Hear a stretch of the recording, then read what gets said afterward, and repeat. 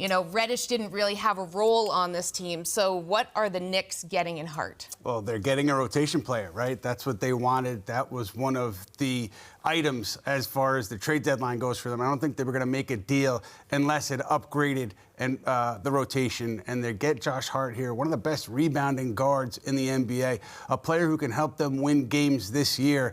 And they used Cam Reddish, and they used the pick, and they used Arcidiacono and Svi Mykhailiuk to get the deal done.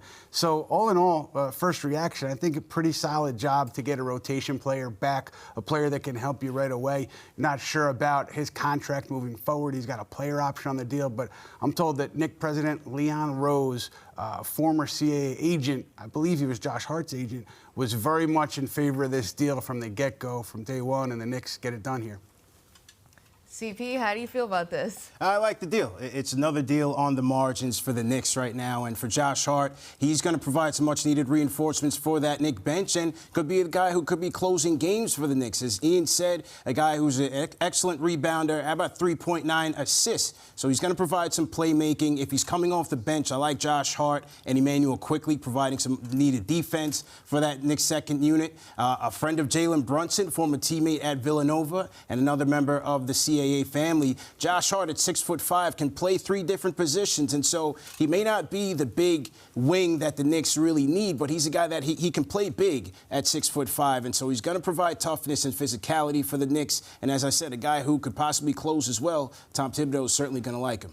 Right, and Ian, we know you're working here right now, but you're also on your phone working, seeing if the Knicks are still going to make any moves. They still have plenty of first-round picks and assets. Do you think that there's going to be more moves coming for New York Knicks? Well, you know, I know that teams have been in touch with the Knicks on Obi Toppin. Several teams have been in touch with the Knicks as recently as today on Obi Toppin. And I think Indiana is a team that has had interest in Obi Toppin in the past. So that's something that I would keep an eye on. We've talked a lot about Toppin, his future, not getting a ton of time night in and night out with this Knicks team.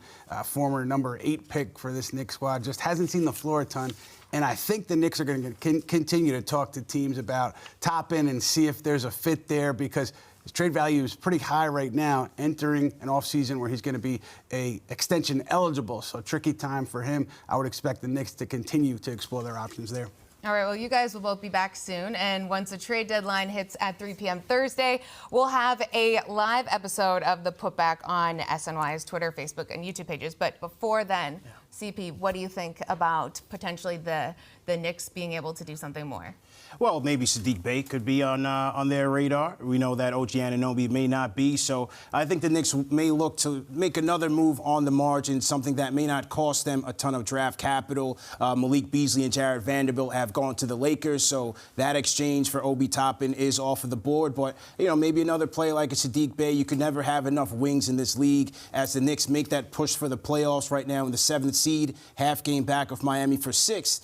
Reinforcements are never a bad thing, so never know. They may not be done.